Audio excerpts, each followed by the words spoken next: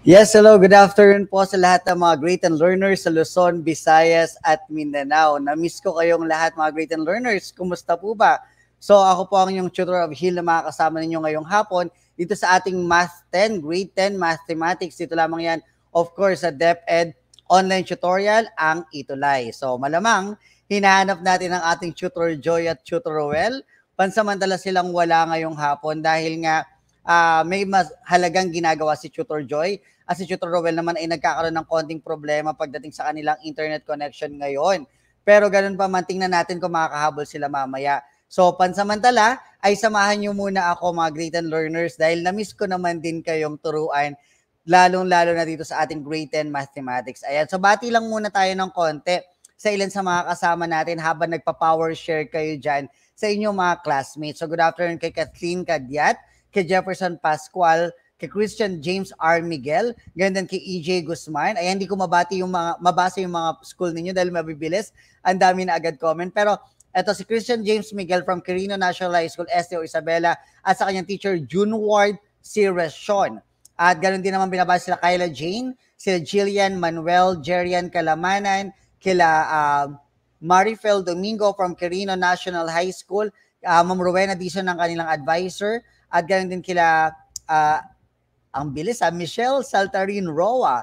Yan from ano rin to, anong school dito? Quirino National High School. At yung iba naman coming from, ayan, magkaka-classmate ito from Quirino National High School. Micaela De Vera, Angelian Kalamanan, Angela Tagapan, magandang San Mariano naman sila Angela Talapan. Hello, magandang hapon muli sa inyong lahat. So again, welcome sa ating DepEd online tutorial ang Itulay. Dito lamang yan sa Facebook page at YouTube channel ng DepEd Itulay. So magandang Principal Velasco Jr., magandang hapon, Mary Joy Arevalo, and Angelo Villoria Bitamug. Yan. Okay, so magsimula na tayo ngayong hapon sa ating discussion with Tutor of Hill. Ayan. So bagong lahat, batiin muna natin ang lahat ng ating mga mathletes of the week. Siyempre, no, sabi ko nga kanina, sa pangunayan ng ating mga grade 10 mathematics tutors, ang inyong math coaches, Tutor Rowell at Tutor Joy, na pansamantalang wala ngayong hapon. Pero next week, para sa ating last week session, ay magkakasama kaming tatlo para syempre i-recognize ang lahat ng ating mga supportive schools at supportive teachers at syempre ang ating mga mathletes of the year. And from Culiat High School din, si Ma'am SP Ventura, yan, na-miss ko yan si Ma'am SP kasi napaka-supportive din yan sa ating online tutorial. Ayan. So, batiin lang natin ang ating Mathlete of the Week para sa Quarter 4, Week 6 kila Micah Rain C. Campos from Quirino National High School, SDO Isabela. Ganoon din kay Jerian L. Calamanan from Quirino National High School, SDO Isabela. Binabati rin natin si Juan Marcel M. Mina from Quirino National High School, SDO Isabela. At pagbati rin kay Charla Joyce G. Aquino from Quirino National High School, SDO Isabela. Ganon din naman kay Precious Lara Reyes from Quirino National High School, SDO Isabela. Ang husay ng mga mag-aaral sa Quirino National High School, napaka-supportive. At ganon din binabati natin si Michelle S. Roa, same school, same division. Kay Harchi, yan, Ardan Salan. Ayan, same division din siya, pero galing sa ibang school, San Mariano National High School. Pagbati din kay Ryan Nina Angela Peter Cero from Culiat High School, SDO Quezon City. Binabati natin si Ibrahim G. Lumpingan from Culiat High School, SDO Quezon City. Yan, congratulations sa lahat po ng ating mga mathletes of the week. For a job well done. Ito yung mga mathlete natin na tama ang kanilang mga naging sagot sa ating math week or math challenge of the week nung quarter 4, week 6. Ngayon naman ay batiin natin ang ating mga math coaches of the week. Sa pangungunayan ni Sir June Ward Rexon from Quirino National High School, SDO Isabela. Ganun din si Ma'am Mary Rose F. Robles from San Mariano National High School, SDO Isabela. At pagbati, of course, sa lagi natin consistent nating supportive teacher na si Ma'am SP Ventura from Culiat High School, SDO Quezon City. At para sa ating mga Math Husay School of the Week, pagbati sa Quirino National High School, SDO Isabela. Ayan, so ang Quirino National High School, SDO Isabela ang ating Math School or Math Husay School of the Week. Sa lahat po ng ating mga binati or mga Mathletes of the Week, Math Coaches of the Week at sa ating Math Husay School of the Week. Congratulations po at maraming salamat sa patuloy na pagtutok sa DepEd Online Tutorial Itulay, lalong-lalo na po sa ating Junior High School Mathematics at sa Grade 10 Mathematics. Hexel, Josh, Jeniel, Christian, Mikaela, ayan. Magandang hapon mga nakahabol sila, ayan. Okay, now magdire-diretso na tayo sa ating Quarter 4 Week 7 Math 10. Ang pag-uusapan natin ay tungkol sa descriptive research. So, bago ang lahat, pasalamatan muna natin ang ating reference module, ang DepEd Cordillera Administrative Region, sa kanilang pagpayag na gamitin bilang reference ang module na ito sa ating magiging sessions this afternoon. At ano nga ba ang objectives o ang ating pag-aaralan ngayong hapon? At the end of the lesson or at the end of the session, you will be able to, number 1, determine the basic parts of a descriptive research, and number 2, list possible issues or problems in your community or school that needs to be addressed. Ayan. So maya-maya malalaman natin kung ano-ano nga ba ang mga bahagi ng isang descriptive research at ganun din maililista natin ang ano nga ba ang mga possible issues o mga problema na meron ng ating komunidad o paaralan na kailangan nating matutukan. Handa na ba mga mathletes? Ayan. At kung handa na kayo, alam kong handang-handa na kayo dahil sabi nga ni Tutor Well, para maging handa, kailangan natin maging #mathtibay. So bago ang lahat, magsimula muna tayo sa isang pagre-review kung saan sagutin natin ang mga tanong na nandito sa ating screen. Isulat lamang ang inyong sagot sa ating comment section at tingnan natin kung mababasa natin ang lahat ng inyong mga pangalan sa sagot na ito. Which of the following does not describe a descriptive research? Which of the following does not describe a descriptive research? Is it letter A, it can answer the question what? Letter B, it can answer the question when? Letter C, it can answer the question how? Or letter D, it can answer the question why? Write your answer.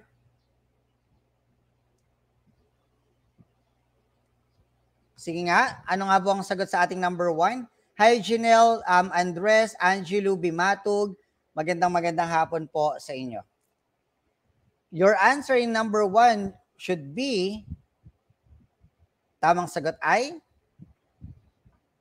letter D. Very good, Ina Isabella, you are correct.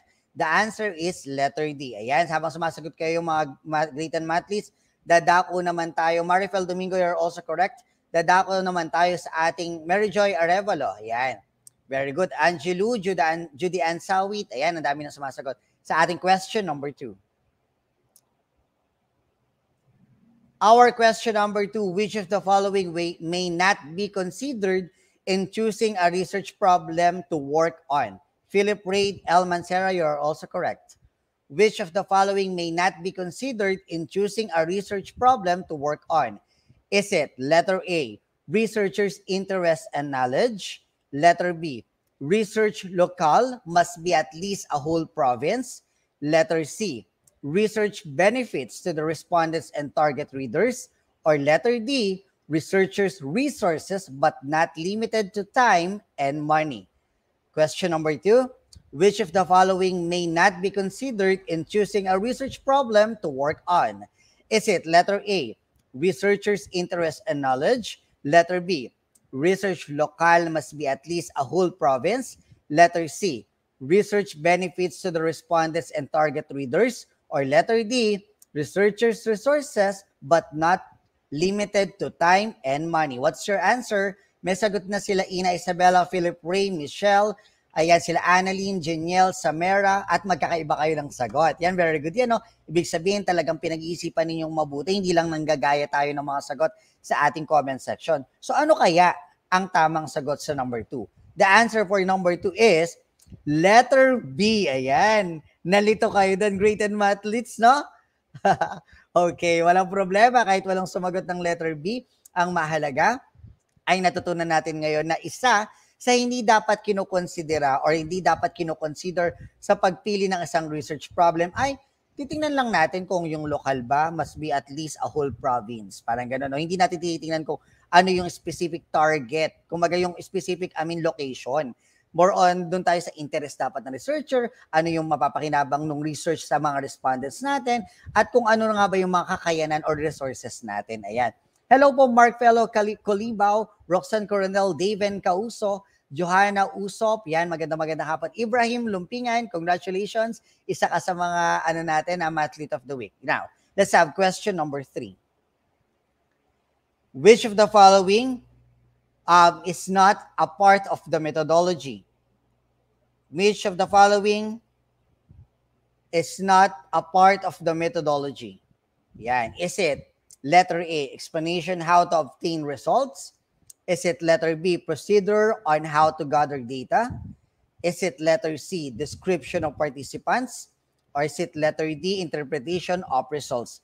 Habang naghihintay tayo, pabati rin kila Janeline Nash, Brian Bigayan, Janeline Espirito, Kayla Tuliao, and John Ray Valdez. Magandang hapon sa inyong lahat. Ayan na. Ayan, okay. Ano ang inyong sagot? Isulat ang inyong sagot sa ating comment section. May mga sagot na merong letter B, merong letter C, merong letter D. The correct answer for question number 3 is letter D, interpretation of results. Ayan. Okay, now let's have our discussion. Pumunta muna tayo. Ano nga ba ang natatandaan natin sa ating last week discussion with Tutor Roel and Tutor Joy? Letter A, determine which measure of central tendency is appropriate to use in making the following reports. Determine which of the following or which measure of central tendency is appropriate to use in making the following reports. Okay.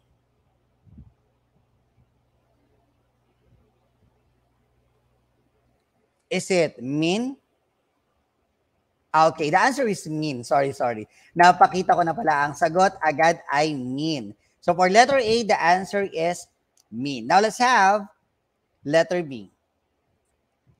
For number 2 question, answers of learners on the survey whether they prefer something sweet, salty, or bland taste for their snacks.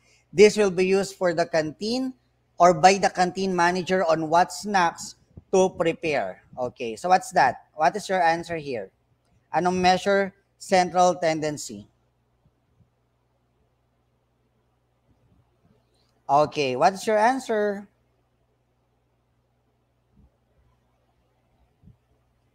The answer is mode. Very good. Yan. Okay. Now let's have our question number 3. Or letter B, determine which measures of variability is appropriate to use in making the following reports. Number 1, variation of the daily profits of a company during the first quarter of a year. Variation of the daily profits of a company during the first quarter of the year. Okay, what is your answer here? Sulat lamang sagot. Standard deviation, sabi ni Michelle, Tarin Roa. Tingnan natin ang tamang sagot. Yes, very good, Michelle. The correct answer is standard deviation. Now, let's have another question. A rough estimate. Okay, a rough estimate wherein of variation of the allowances of 10 students in your section. Ayan, si Janeline Espirito, tama rin ang kanyang sagot. Angel Carino, Raya, Nina Tercero, tama rin ang sagot kanina. Si Marifel Domingo, sabi niya range. Is it range? Michelle Roa, sabi niya range din. Very good. That is range. Correct. Very good. Now, let's have letter C. Report on the specific ranks of billionaires worldwide. Report on the specific ranks of billionaires worldwide. Ayan, ano kaya ang sagot natin dyan?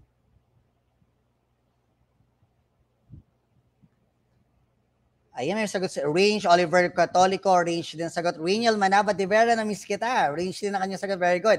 Michelle, sabi niya percentile. Marifel, percentile. Tingnan natin kanilang mga sagot. Ibrahim Lumpingan, percentile din daw. Dennis de la Cruz, magandang hapon. So the answer here is Percentile. Very good. Ayan, Ryan Nina, that is also correct. Now let's have number 2 question. Creating homogeneous sections for the 350 incoming graded students with ideal number of students per section. Creating homogeneous sections for the 350 incoming graded students with ideal number of students per section. What is your answer? Yan. Quartile daw. May sumagot na decile. Yan. Tingnan natin ang mga sagot. Ayan, di ba? Hindi natin maano. Alexis Valdez, sabi niyo quartile. Tingnan natin yung mga iba pang mga sagot. Habang may binabasa lang ako na text. Yan, tingnan natin ito.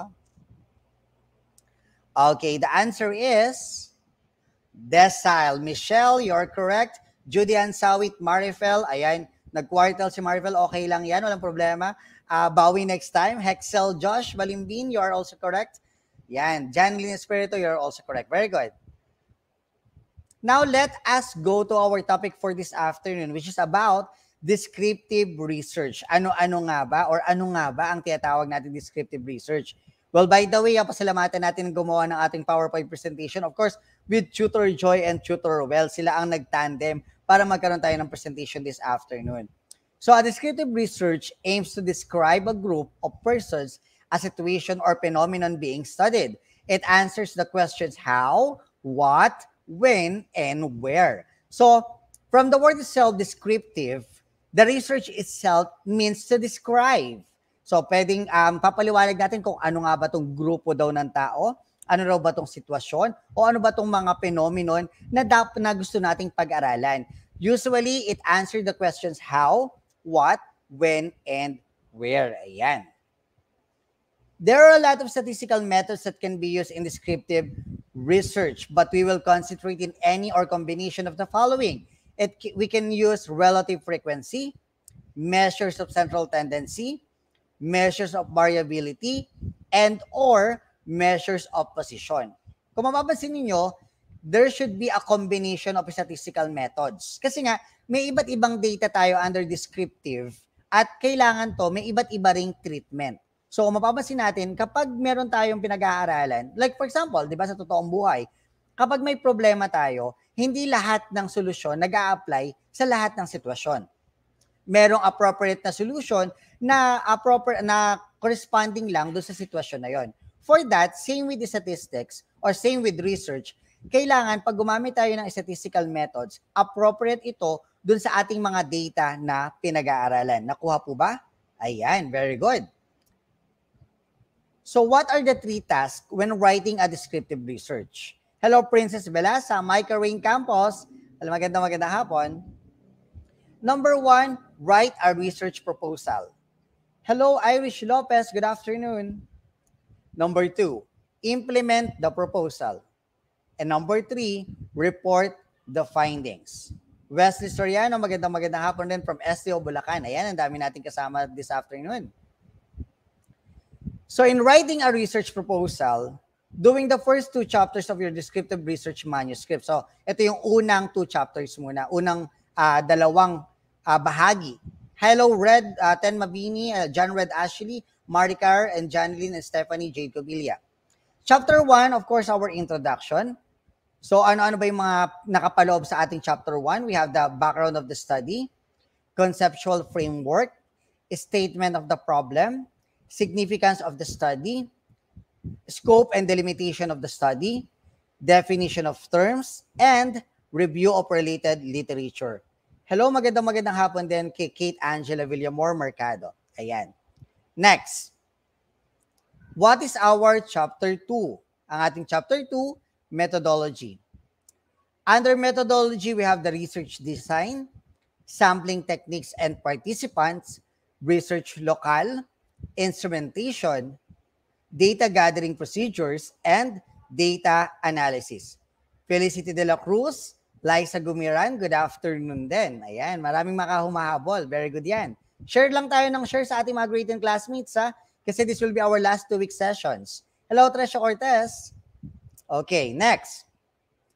Implement the proposal. Under implementation of proposal, this is we specifically implement the steps in your chapter 2, which is the methodology. Ito na yung gagawin na natin. Sa chapter 1, nag-propose lang muna tayo. Sa chapter 2, kailangan na nating mag-implement. Kailangan na nating gawin ang solusyon na palagay nating pwede nating gawin para ma-solve natin yung problem. Ina Isabela, Liza Gumiran, magandang hapon.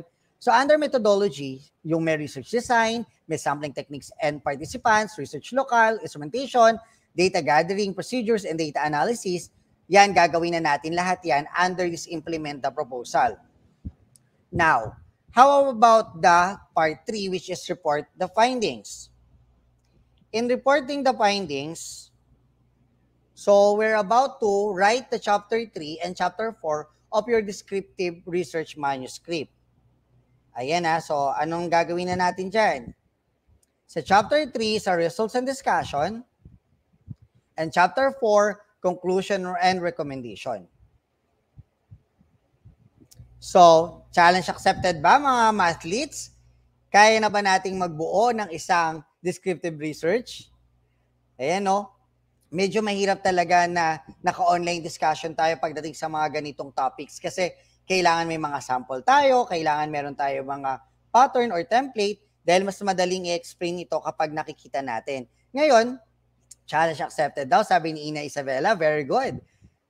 Ngayon, dahil alam natin, we can now write a research proposal, implement the proposal, and report the findings. So, tuturo natin yan unti-unti dito. Hindi man natin maturo buo lahat, pero kahit pa paano, at least pwede nyo i-review ito sa ating YouTube channel at dito sa ating Facebook page sa DepEd Itulay kung saan pwede ninyong balik-balikan ito at para malaman ninyo kung ano nga ba ang pwede nating gawin habang or ano nga ba yung mga step or procedures in writing a descriptive research.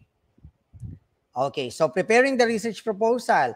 Step number 1, we need to think of a problem or an issue in the community that needs to be addressed. Take note that in thinking a problem, it should be specific. Kailangan may SMART. Yan. Kailangan yung tinatawag nating SMART objectives. What do you mean by SMART? It should be specific, as in S, M for measurable, A, attainable, R, realistic, and T, time-bound. So dapat yun ang ating basis in finding the problem. So it would be recommend that you are well knowledgeable with the problem or identified issue. Hangga't maaari, we are recommending na kapag gagawa ka ng isang research problem or research proposal, interesado ka dito sa research or sa topic na ito. Bakit? Kasi kapag hindi ka interesado, the tendency is tatamarin kang tapusin, tatamarin kang mag-isip ng mas maganda pang atake or ano dito, di ba? Mas maganda siguro kung yung ano mo is talagang, alam mo yun, yung tipo masasabi natin na okay siya dahil interesado ka dun sa research na iyon. So, it can be a small group or a large group of people, pero I suggest, sabi ko nga, titingnan ninyo mabuti yung time constraints. Kung medyo mababa, o kung medyo, halimbawa, maiksi lang yung panahon natin, siguro we can just start our research proposal with a small group of people muna. Jessen Gilo Miguel, magandang hapon. Okay, now let us continue. While taking a problem that we need to be addressed, example of the community problems or issues are, ayan yung mga academic, procrastination. For example, in Vail National High School, it was observed that most of the grade 10 learners obtain a not satisfactory rating from the outputs they submitted. This due to poor quality of outputs submitted on or after the due date. So, di ba? Ang nangyayari dito, pwede natin maging problem, ano kaya ang dahilan? Bakit kaya yung performance ng grade 10 students ay masyadong mababa, 'di ba? Dahil ba kasi nga modular distance learning tayo? Dahil ba hindi natin naunawaan masyado yung nababasa natin sa module or may iba-iba pang factor tungkol dito? Aside from that, pwede nating maging issue din yung garbage collection. For example, for 3 months, the garbage collector assigned in the garbage collecting area A does not regularly pick up the accumulated garbage. So problema rin to dahil syempre, ang iniisip natin dito, ano ba magiging epekto kapag hindi kinokolekta ang Samia Kalon, magandang hapon, kapag hindi kinokolekta ang basura, ano nga bang epekto nun? Yan, very good, no? Now let's have another one. Pwede ring expired medicines for 5 years the Provincial Health Unit have been disposing unused expired medicines kasi baka hindi na nila na-double check kung expired na ba ito o hindi. Kaya on that moment, kailangan maging issue din to, ma-address din natin ang issue na to. Especially kung baka mamaya, di ba, kumbaga mahirap, merong makainom nito o malason pa because of that. Another one is, for step number 2, we are now about to read articles related to your proposed study or interview persons who are knowledgeable about the community problem or issue identified. Kailangan magbasa tayo ng mga articles related sa proposal or mag-interview tayo ng mga nakakaalam tungkol sa research na gusto nating gawin. Bakit? Hindi tayo pwede mag-imbento ng mga impormasyon. Take note we are against fake news. We are against misinformation. Kapag gumagawa ka ng isang research, dapat ang iyong magiging resulta or yung magiging findings must be credible. Kailangan ng iyong magiging findings ay tama, accurate. So, para malaman natin yung kailangan based on facts, kailangan alam natin or kumukuha tayo ng mga, nag-interview tayo ng mga taong nakakaalam. Halimbawa, ang research mo tungkol sa, let's say, ano ang epekto ng paggamit ng Facebook at TikTok sa ating mga mag-aaral. Hindi natin pwedeng tanungin ang mga mag-aaral na hindi gumagamit ng Facebook at ng TikTok. Kasi syempre, hindi sila sasagot tungkol dito or wala silang may sasagot tungkol dito dahil wala naman silang idea, dahil wala rin silang mismong account. Di ba? Magandang hapon, Kathleen Maluyo and Dominic Cabatu. Magandang hapon. Now, in doing this, we can use books, magazines, newspapers, or journals. Charla Joyce Aquino, good afternoon din. Or pwede namang online articles or published and unpublished researches. Take note sa online articles, kailangan po i-check natin yung link. Hindi pa pwedeng basta-basta lang po ang ating mga tawag dito. Hindi pa pwedeng basta-basta lang yung mga link. Kailangan check natin kung legit ba yung link ng research natin. Eileen Galasi, magandang hapon din. Okay. Why read? Better understanding on the issue. Kailangan magbasa tayo para mas marami tayong matutunan kung ano yung ating gustong pag-aralan.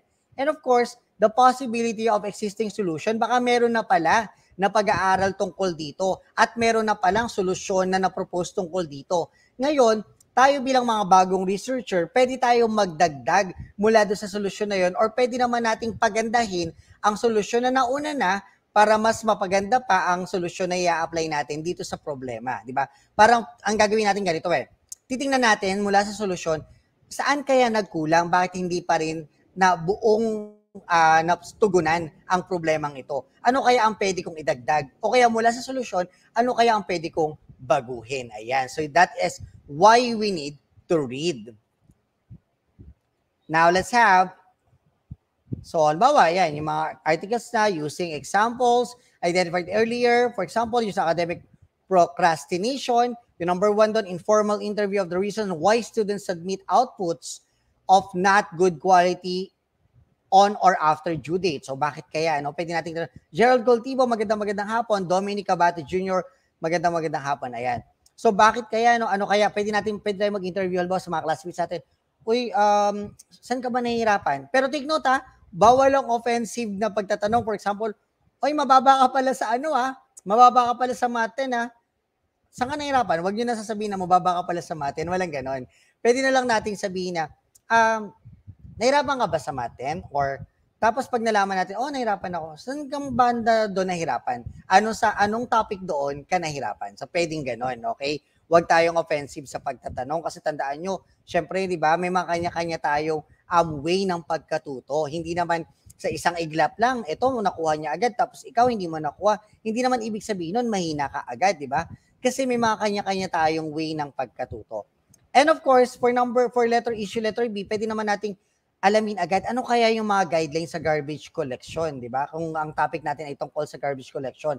Baka naman kaya irregular ang pagkuha ni garbage collector ng ating mga basura dahil talaga ang schedule niya ay ganun lamang. So anong pwede natin ma-propose? Pwedeng mas dalasan ang pagkuha ng basura.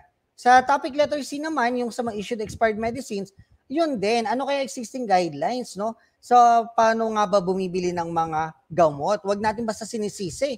Kailangan pag-aralan natin mabuti kung ano nga ba nangyari. Bakit kailangan nag-expire yung mga gamot na ipamigay pala sa atin. Ayan.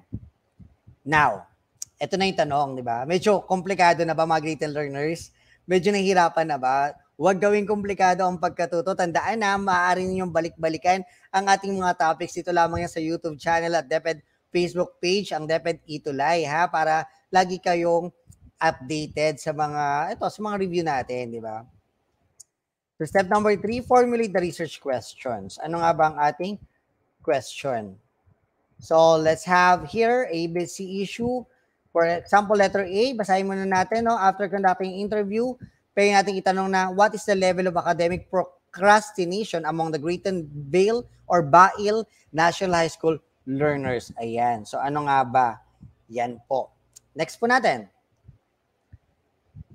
Sa letter B, ayan, from your interview, the garbage collector shared that previously one trip was sufficient. So, pwede natin itanong, bakit nga ba, ano nangyari? Ba't nga ba medyo hindi na madalas yung pagkuha ng basura? Or ano kayang nangyari? Ba't hindi nakakakuha ng basura? So, we can try to formulate the 3 research questions for us to get the objectives or our target objectives. And then, yan, 2 trips in a day. Kasi nga, 2 beses siguro. Tapos, syempre, isa lang siguro yung sasakyan. Kaya, medyo nahihirapan manguha ng basura. Mohamed Kairoding, magandang hapon from Kuliat High School din. Ayan. Tapos, ayan yung mga highlights natin na basahin nyo sa ating screen. Natutuwa ako sa Quirino National High School. Meron silang handang matuto kami ang mga mathletes from Quirino National High School, STO Isabela. Maraming salamat. Thank you kung sino man gumawa ng inyong tagline. Sobrang catchy. Talagang nakita ko agad. Nabasa ko agad. So the question will be, what is the average amount of residual waste accumulated in a day in garbage collection, Site A? And then for letter C, expired medicines. Ayan, no? After reading the articles, nabasa mo na, nalaman mo na, nakapag-interview ka na, bakit ganito, bakit ganyan. Ngayon na pwede natin maging tanong, what is the medicine management system of the Provincial Health Unit? Ayan, di ba? Now, let's have step number 4. Ito na yan. Mula doon sa ating step number 3, gagawa tayo ng criteria para ma-assess ito. So, within your interest and knowledge, that will be criterion 1. Criterion 2 should be relevant to your respondents and audience. Criterion 3, availability of resources for completion. Criterion 4, manageable ba ito? For criterion 1, dapat meron kang tamang pangunawa at malinaw na pangunawa tungkol sa mga gusto mong pag-aralan. So, at kailangan alam mo din, ano nga ba ang posibleng solusyon na pwede mong gawin doon sa problemang gusto mong pag-aralan. And further, yung statistical method na ating nakita, di ba? Kumbaga, ano ba yung appropriate na statistical method mula doon sa problema na ating gustong solusyonan. Ayan. Next natin. Sa ating criteria number 1 within your interest and knowledge, di ba, for letter A, halimbawa, frequency and relative frequency will be used in finding the possible causes of academic procrastination and mean for the level of procrastination of grade 10 learners. Wider and more comprehensive understanding about procrastination can be obtained through readings. That's number 1 criterion. Ayan, so hina-highlight na siya. Sa issue letter B naman, mean or median will be used in finding the daily average accumulated garbage in the garbage collection site. So, alamin lang natin kung ano nga ba yung average day or how, kung gaano ba kadalas nangongolekta ng basura. Yan. And then naman, for letter C, determining the medicine management system of the Provincial Health Unit, the research needs interview respondents is great and learners in general still don't know how to gather and treat data from interviews, then more guidance must be sought from the research advisors of the student researchers. So ito naman, through interview respondents. So ayan yung mga ating mga ways. Yung kanina, yung sa issue letter A natin, it can be by the frequency or the relative frequency. Sa issue B naman natin, mean or median. Sa issue C naman natin ay yung by interviewing our respondents. Yan. Handa na ba? Handa pa rin ba? Step number 5, write your introduction. How are we going to write our introduction? To present a clear rationale why there is a need for a new research study with the problem that you are interested in. Sasabihin lang natin, ano nga ba ang dahilan bakit kailangan ulit natin or bakit kailangan nating pag-aralan itong problema na ito at bakit kailangan itong solusyonan. That is why on the first part of our discussion, pinaliwanag agad sa atin na ano nga ba ang magiging benefit nito sa mga researchers, sa mga estudyante, sa mga clients, sa mga respondents. Kasi kailangan meron tong pakinabang. Hindi pa pwedeng basta-basta ka lang magre-research na sayang yung pagod mo, yung oras mo, yung effort mo, and yet, wala namang palang pupuntahan ng research. So make sure that there should be a clear rationale why there is a need for the new research study. Discuss the following. You should discuss, there should be attempts done to solve the problem or issue.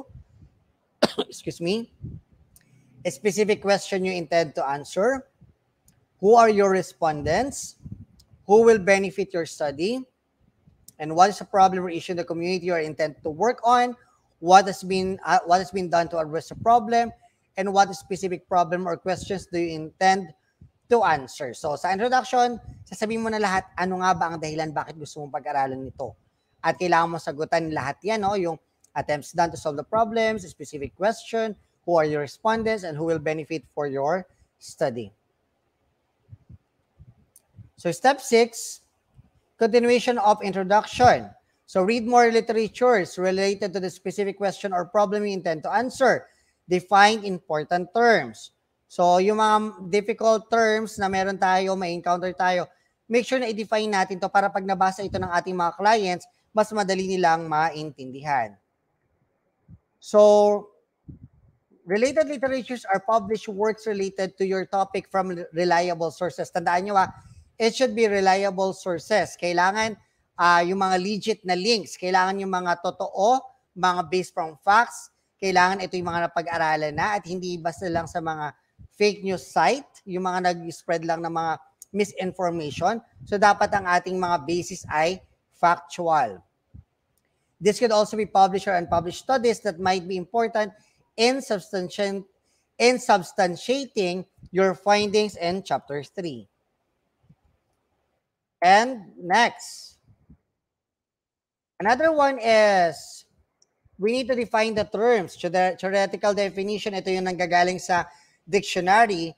Operational definition naman based on how you use the term in the study. Tandaan nyo magkaiba yung theoretical definition at operational definition. For example, kapag sabi theoretical, ano nga ba yung kahulugan ng isang salita sa common na language? Kapag sabi operational, ano nga ba yung kahulugan ng salita na yon ayon sa pagkakagamit mo sa research na ito? Hello, Jonalyn Banya from SDO Bulacan. Magandang hapon. Example, yan academic procrastination. Sa definition of terms, is tendency of students to delay school-related work such as but not limited to doing assignments and projects, researching, and studying. Grade 10 learners enrolled in Bail National High School, grade 10 learners enrolled in Bail National High School, or grade 10 learners officially enrolled in the school during the school year 2019-2020. Ayan. So, di ba? Nakikita natin? Okay. Next. Organize step 5 and 6 into the sections of the introduction. Ayan na siya. So, introduction, you should have the background of the study, statement of the problem, significance of the study, scope and delimitation of the study, definition of terms, review of related literatures, and conceptual framework. This will be organized into paragraphs or serving the logical flow of ideas, starting from the background of the study. Mula sa pinaka-unahan, so kung it should be, kasi nakaharap sa akin, so it's clockwise sa akin, kayo, sa inyo kung kayo nakaharap din, it should be counterclockwise. Next. Ayan. So, ready na ba kayo to have the quick check challenge of the week, mga mathletes? Ayan na. Sana naunawaan ninyo yung ating mga definition of terms at how to write the introduction. Kasi, sabi ko nga kanina, medyo mahirap talaga nga-explain ito through online. Pero, ganun pa man, sana kahit pa paano, you have the idea now how to write the first part of your research proposal, which is the introduction. Kumbaga na paliwanag naman sana sa inyong mabuti ang mga definition of terms na ito. Ready na raw, sila Ryan ninyo. Oo, yan. Okay, now let us check. Kung kayong na nga ba ay #matibay. Yan, ready na raw tutor, sabi ni Micah Rain Campos. Question number 1. Which of the following is a function of a descriptive research? Which of the following is a function of descriptive research? Ready na rin daw si Michelle Saltarin Roa. Is it letter A? States the demographic profile of Grayton students in a regional science high school. Is it letter B? Determines the significant difference between observed and expected frequencies. Is it letter C? Identifies the correlates of academic performance. Or is it letter D? Predicts the occurrence of a phenomenon. Again, question number 1. Which of the following is a function of descriptive research? Is it letter A? It states the demographic profile of Grayton students in a regional science high school. Is it letter B? Determines the significant difference between observed and expected frequencies. Is it letter C? Identifies the correlates of academic performance. Or letter D? Predicts the occurrence of a phenomenon. Your answer is Samara Giamed, sabi niya letter B. Micah Rain Campos, letter B. Dominic, Raya, and Judy Ann, letter B rin ang kanilang sagot. The answer is letter A. It just states the demographic profile of a Grayton students in a regional science high school. Kasi kapag descriptive, tandaan ninyo, di ba nagdi-describe lang? O, pansinin natin ha. Yung letter B kasi, nagko-compare tayo, significant difference between observed and expected. So there are comparison already. Dito naman sa letter C, identifies the correlates. That is also a correlation. Merong comparison or relationship ang ating pinag-aaralan. Predicts the occurrence of a phenomenon. Ito naman, more on the prediction theoretical yung ating research dito. So letter A, ang descriptive. Hello, Shahani? Sorry, Shahani. Okay, Shahani Pandaag. Magandang hapon. Bawi, sa question number 2. Which of the following is an example of a research problem under descriptive research? Good afternoon din, Natalie Panganiban. Nakahabol ka from Ocampo National High School. Is it letter A? Why are teenagers experiencing depression? Is it letter B? What is the depression severity of Grayton National High School learners? Is it letter C? Is there a significant difference between the depression severity between the male and female Grayton learners in a national high school? Or letter D, is there a significant relationship between the depression severity and quality of output submitted by the Grayton learners in a national high school? So what is your answer? Write your answer in our question or in our comment section. Ayan, medyo nalito bigla si Tutor of Hill dahil ako ay meron lamang binabasang chat. Ayan. Letter D daw ang sagot ni Samara Giamed. Maghintay pa tayo ng ibang kasagutan sa ating mga kasama dyan. Yan, mga kasama dito sa online. So the correct answer for question number 2 is letter B. What is the depression severity of Grayton National High School learners? Ayan, ang question should be what? Ayan, medyo nalilito siguro ang ating mga Grayton learners. Mathletes, huwag kayong malilito. Tandaan ninyo, ano ulit yung ating paliwanag kanina? What, where, when. Diba? Ang ating mga dapat sagutin na tanong pag descriptive research. Ayan, sabi ni Micah Rain, B, haha. Okay lang, Micah. Hindi ka sigurado. No problem, but you are correct. Julian Sawid, you're also correct.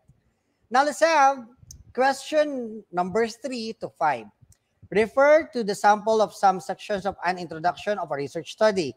Stephanie Joy Padilla, magandang hapon. Yan. Dominic Di Cabato, sabi ni Micah Rain, tama nga. May tama nga. Hello, Crystal Talawe from STO Isabela din. Ayan, ang daming galing sa STO Isabela. Maraming salamat po sa STO Isabela. Sobrang sarap po sa pakiramdam. Ayan. Statement of the problem. What is the depression severity of Grayton learners of National High School? Significance of the study. This research study aims to identify those who are depressed and in need of treatment for the school and parents to do necessary intervention to avoid fatalities. So question number 3. Tagalin naman muna natin ng konti. I-flash muna natin ng konti o ng matagal lang konti sa screen. Yan. Para medyo matandaan ninyo mabuti.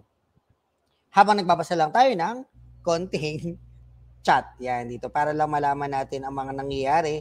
Kasi may nagpapaalala lang sa akin na ako ay overtime na. It's fine. Okay.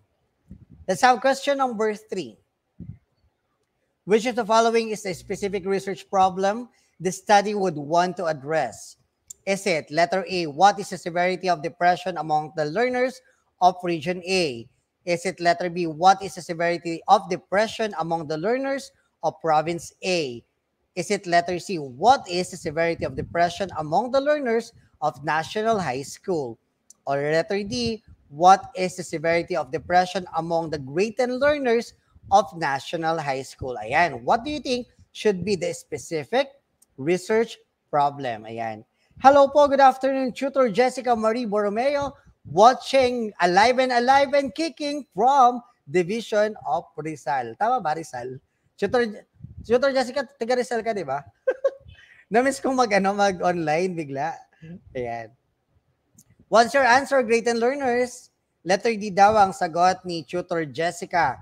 Yan. Michelle Saltarin Roa, letter D rin ang kanyang sagot. Micah Rain Campos. The answer correct, very good, is letter G. Judy Ann, you're also correct. That is letter D, di ba? Kasi yung specific eh. Ang ating given, di ba, may grade 10 learners of a national high school. And the problem is about the severity of depression. Very good, Judy Ann and Micah Rain. Ayan.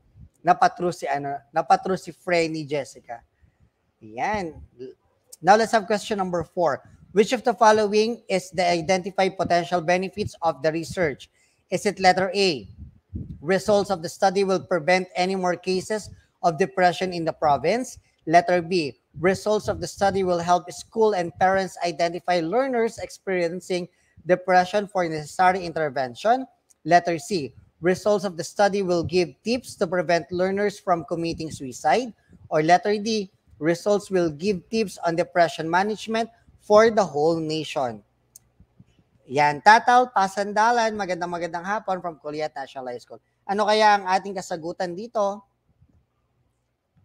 Is it letter A, letter B, letter C, letter D? Sabi ni Michelle Saltarin Roa, letter B with the question mark.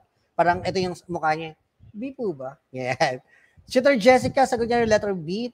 Jessen, summary, letter B din. Si Ibrahim Limpingan din, sabi niya, sipo kaya? Sipo kaya? Ayan. Eh, yung mga mga nag-iisip eh. Dapat nag-iisip na pogi sa maganda lang din. Yung stress ka pero gwapo at maganda ka pa rin. Ganun. Tamang sagot ay letter B. You're correct, Raya, Judian, Michelle, Micah, Samia, sila Tutor Jessica, saka si Ibrahim kanina, tama rin ang kanyang sagot. That is correct. That's the potential benefits, no? Malalaman ng study na to kung paano matutulungan ng school at yung parents kung sino yung mga bata na nagdumadaan sa mga depression at sa ganon, mabigyan ito ng necessary intervention. Now let's have the last question for our quick check challenge. Who are the identified subjects of the research? Who are the identified subjects of the research? Is it letter A, administrators? Letter B, guidance counselors? Is it letter C, grade 10 learners? Or letter D, parents? Who are the identified subjects of the research? A, administrators, B, guidance counselors, C, grade 10 learners, and D, parents. What is your answer? Ayan, nalagay ko na palang sagot. The correct answer is letter C. Michelle Saltarin Roa, you're correct. The answer is grade 10 learners. Very good. Now, since alam ko naman nakuha ninyo ang mga kasagutan, isulat lamang yung score sa ating comment section. Is it 5 out of 5, 4 out of 5, 3 out of 5, 2 out of 5, 1 out of 5? Okay lang yan. Importante alam ni Tutor of Hill kung ano ang nakuha ninyo ngayong hapon. At para naman sa ating math challenge of the week, are you ready now to take the math challenge of the week? Sabi nga ni Tutor Roel, if you're ready and you are hashtag matibay. So now let's have our math challenge of the week. 4 out of 5, 3 out of 5, very good pa din, di ba? at least, may natutunan tayo kahit na, sabi ko nga, kahit medyo mahirap na pag-aralan ito online. Pero kahit pa paano, 4 out of 5, Gideon, Ryan Ninya, Micah Ray, Tutor Jessica, 5 out of 5, very good. And syempre, congratulations, di ba? In advance, mga dear great and learners, ang ating Tutor Jessica sa Filipino ay gagraduate ng kanyang master's ngayon, di ba? Kaya mahusay na sa research yan. Ayan. Okay, now let's go back to our math challenge of the week.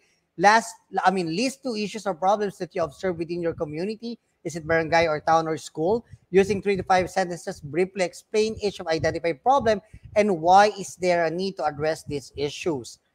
Isulat lamang ang inyong sagot or i-post lamang ang inyong sagot sa ating Facebook page, sa ating DepEd Itulay at sa ating Facebook group, DepEd Itulay, para para mag-guide kayo. Pwede nyo pag-aralan ito, what specific problems do you observe in your community.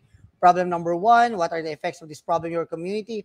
Who are affected by this problem and who will benefit when this problem is addressed? At gamitin lamang ang hashtag Math10 Challenge, hashtag TutorUphill, hashtag TutorRowell, and hashtag TutorJoy. Ayan.